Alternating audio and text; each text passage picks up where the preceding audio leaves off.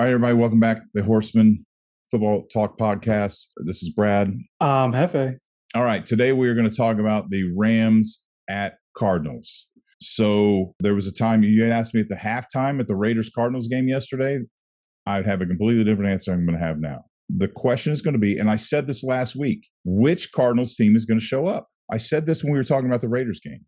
And it's crazy that I said that, and then both teams showed up. One Cardinals team showed up in the first half, and the other one showed up in the second half. But right now, I'm telling you, at halftime, I was like, this guy got paid. He did what he had to do to get paid, but he's a fraud. He's not good. Boy, he sure proved me wrong. Kyler Murray flat balled out at the end of that game and beat a damn good Raiders team. That's the other side of this, man. This Josh McDaniel, Derek Carr marriage is fucking fantabulous. The Raiders offense looks really, really good, and they're completely outshined by what Kyler Murray did to him in the end. So and it's in NFC West, and it's in Arizona.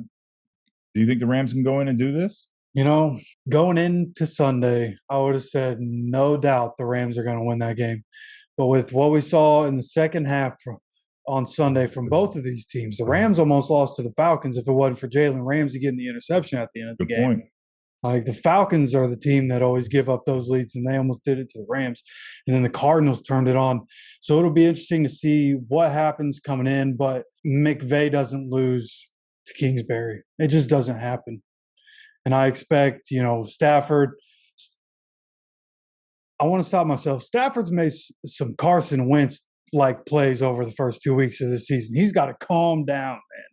Like, I know you just won a Super Bowl. You don't have to play hero ball. You got a good squad. You have a good coach. Like, settle down.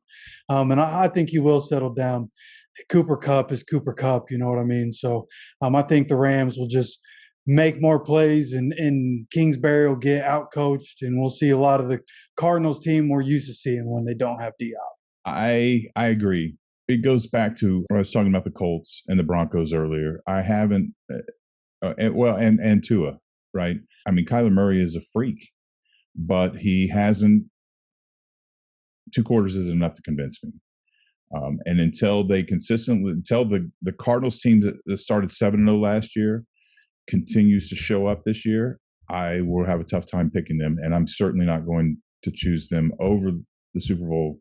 Returning Super Bowl champions, even if it is in Arizona, I'm taking the Rams. Yeah, and one thing that could sway this game, and I could be wrong about, I heard that the Cardinals are supposed to get J.J. Watt back.